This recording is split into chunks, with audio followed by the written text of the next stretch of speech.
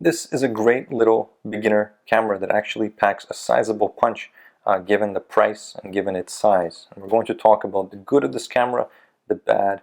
As always, look at some sample images, and throughout the video I'll share with you guys some tips, tricks, and observations that I've picked up using this camera for a while. The great thing about these beginner cameras is they're available for very, very cheap these days.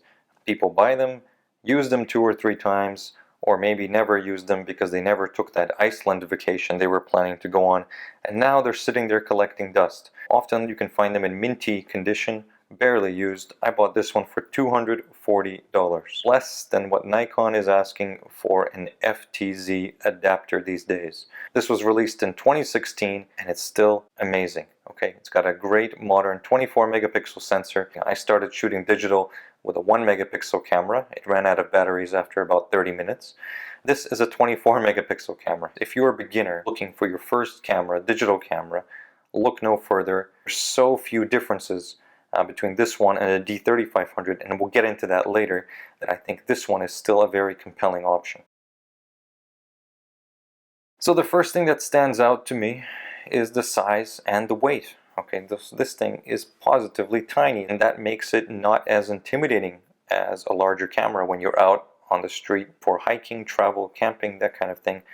Cameras like this are perfect. Available used for under $250 with great cheap lenses available as well. This is an important consideration. Millions, tens of millions of used lenses floating around. One thing we should mention that's great about this camera is the image quality. The sensor is absolutely remarkable. You have a nice 24 megapixel sensor, huge files, color science is great, great for printing. I mean, 24 megapixels is plenty, I think, for the vast majority of people. It allows for a lot of cropping.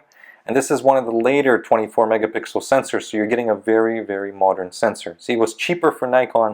I mean, they can cheap out on everything else, but it was cheaper for them to just buy a lot of the same sensor in bulk. Low light performance is actually impressive given that it's a APS-C, not a larger sensor camera. Simple menus, beginner friendly, lightweight, comfortable to grip and hold with one hand, unobtrusive, cheap, and produces gorgeous raw files and excellent JPEGs if you're so inclined. The menus are quite beginner friendly and simple. They're not going to confuse you. There are videos out there which tell you how to set up the D3400. You really only have to set it up once when you first buy it. It takes a couple minutes maybe to select the time zone and the various options you might prefer, like monitor brightness and stuff like that. But it's not going to intimidate you. If you are ever unsure about what's going on with any of this stuff on the LCD display, you can just press the information button and it'll quickly go over what are the various options that are available to you and what they mean, what they stand for.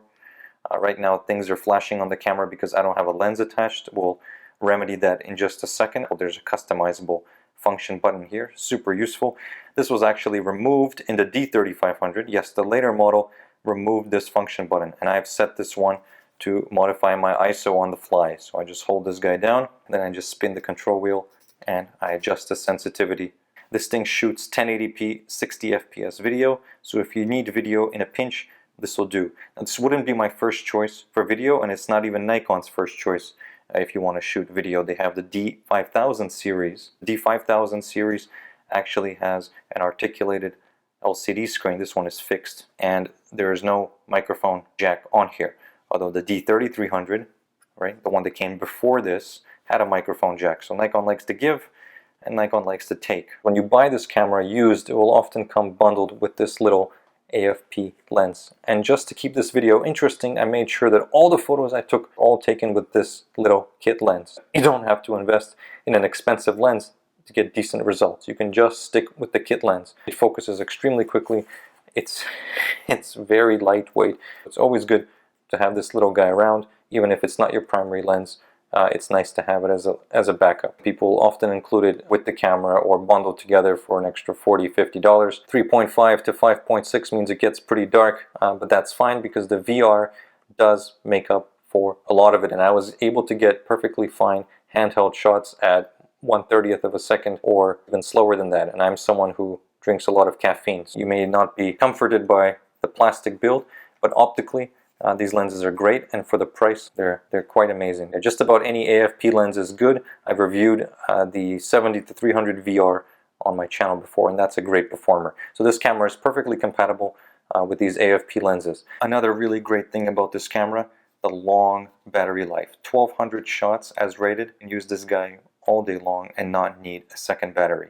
And if you do need a second battery, third-party batteries are available for very cheap. And with the long battery life of this camera, it means you can go camping or go on a long trip and never need another external power source, because the batteries are just going to last you that much longer, especially if you're not using the on-camera flash. Little pump-up flash here, not that powerful, but great for basic fill flash and can be used to trigger other flashes you might have. It has a convenient control wheel at the back here, and even has an auto exposure lock, autofocus lock button here that can be repurposed to back button focusing, which is what I do. So I've set this camera to back button focusing with this. It is, after all, a basic Nikon DSLR. It includes as few features as Nikon was willing to put in. Okay, so they've stripped away as many features as possible that they could get away with. So what does that leave us? The sensor is great, but we only get 5 frames per second. So you're not going to be using this camera for sports action and wildlife. Nice thing is you don't have to go hunting in the menus for that. You can just press this button right here and select continuous shooting. And they even have little photos of this, what looks like a sad polar bear in a zoo, people on a roller coaster. This is what 5 FPS sounds like. Okay, I mean, the issue here is not so much the speed. I mean, certainly not great, but the buffer fills up really quickly, as you can tell, especially if you're shooting RAW plus JPEG, as I'm doing now. So not the ideal camera for sports action wildlife, but I think if you're experienced, you can still get good results provided you have a decent lens with it. If you're used to having a camera, for example, with 2 control wheels, for me this is the biggest negative of the camera. You just have the 1 control wheel here. There's no secondary control wheel here. If you're used to Nikon's larger bodies, even the D7000 series has an additional control wheel here. So if you want to adjust, for example, both shutter speed and aperture really quickly on the fly, you can't do that as fast. Instead, what you have to do is hold down this button and then you adjust the aperture like this. As you can see the message here, before taking photos, rotate the zoom ring to extend the lens. This is my least favorite part of these collapsible lenses. You have to push this button down here to extend the lens, and then you can zoom in and out. A little bit about the grip. This is a comfortable grip for me. I have no problem using this camera all day, but some people may prefer the updated, deeper and wider grip of the D3500. It may not look very different to you on the screen, but if you try them out in the store, you might be pleasantly surprised with the updated grip that they finally decided to add to the D3500 before presumably canceling this whole line of cameras. Nitpicking further, this camera does not have a top LCD screen. I like to do when I'm walking around and shooting is be able to quickly glance and see what my aperture and shutter speed are. On this camera you have to actually look on the back of the camera to see what this information is, and if you want to disable this screen when you're not shooting, well, then you have no quick way other than looking through the very tiny viewfinder. It's going to feel like looking through a drinking straw if you've been shooting previously with a larger camera. Now you do get used to this, but if you're constantly comparing it to a more expensive larger camera, especially one with a bright EVF, you might be disappointed. The main criticism of this camera is the low autofocus coverage with only 11 autofocus points. You do get 39 autofocus points and a larger autofocus coverage area simply by upgrading to the 5000 series. Again, it wasn't a big deal for me, and I tend to use the center point more often than not when I'm going out with this thing. But that's something to consider. If you're specifically buying a camera for sports action wildlife, I would strongly look at the 5000 series or 7000 series Nikon cameras. Cheap and plasticky feeling. Okay, this does not exude confidence in terms of build quality. I mean, it still feels like a solid camera. Nothing rattles or shakes inside or anything like that. But it's not weather resistant. I wouldn't take this out in a typhoon, and I would do my best to keep it out of rain, snow, the elements, sand, that kind of thing. The weather, the body is not environmentally sealed. The live view autofocus could always be faster. I mean, everything could always be better. If you're using the camera in live view, it does have live view. Just press LV here. So it gets there. It just takes a while to focus in live view. It's fine on a tripod. It's honestly great if you're doing something like macro, and you can slow down a little bit. But if you're in the field and relying on rapid live view autofocus, you might be disappointed. The reason why you see it's blurry sometimes is that's just user error. I'm putting the camera very, very close to this lens cap here, closer than the minimum focusing distance of the lens. Of course, it has to be mentioned that because this is an APS-C smaller size sensor, the low light performance or high ISO performance, low light focusing is not going to be up to par with full frame cameras, and the high ISO performance after 1600 ISO, things get a little too grainy for my taste. You may have to spend some time in noise reduction software if you're using anything over 1600 ISO. After 3200 ISO, I wouldn't use the files myself. You don't need to own the entire lens catalog. You really only need to own 3 to 4 lenses to get most of your work done. So using the kit lens as a backup, we can add the 50-1.8G and the 35mm 1.G DX for a nice compact street / portrait kit. Okay, also great for low light. Or if you want longer reach, you have an excellent telephoto option, the 70-300mm AFP VR lens. Or if you want wider, you want to do architecture, maybe you want to do some wider landscape, there's always the 10-20mm AFP, another solid option. Okay, so just with these lenses, you can get a whole lot done.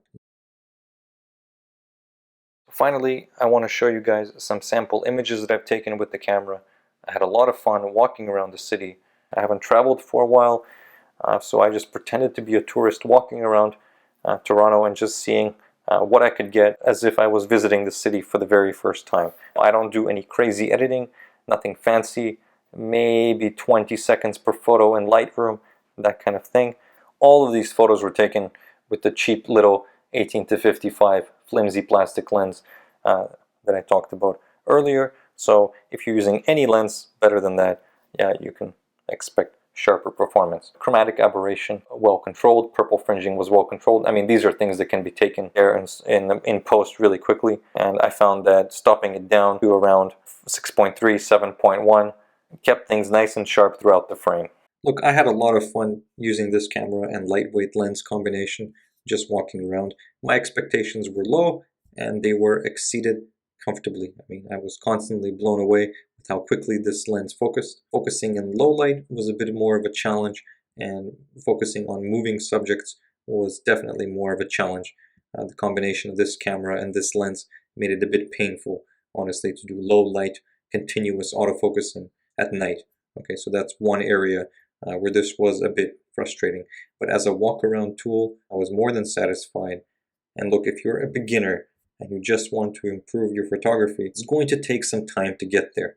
There are no shortcuts in photography. I mean, there is a shortcut in terms of being critical of your own work, seeking advice from others, and constantly looking to improve. But there is no shortcut for the time and effort that you need to put in to get to an acceptable level of skill.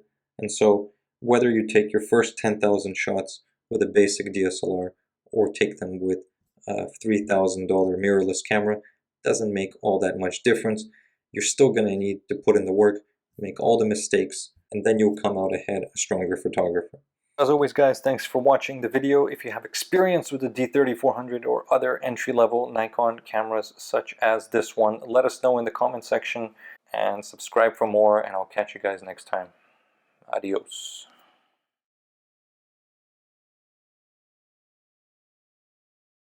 D3300 was released in 2014, 24 megapixels, 921K dot LCD. Yes, supports AFP lenses with a firmware update, really easy. 5 frames per second, 11 autofocus points, 1080p, 60 FPS, and an ISO range of 100 to 25,600. And guess what?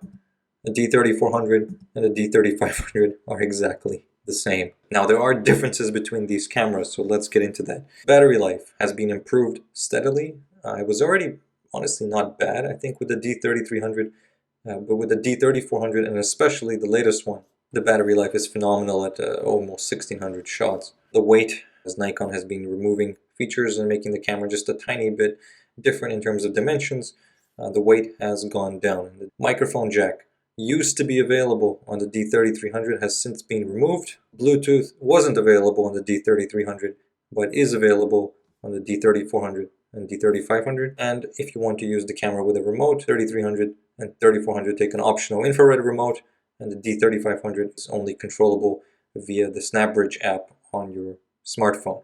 GPS, D3300, it was optional with the GP1A GPS add-on, and with the later two models, again, it's done via the smartphone and the SnapBridge app.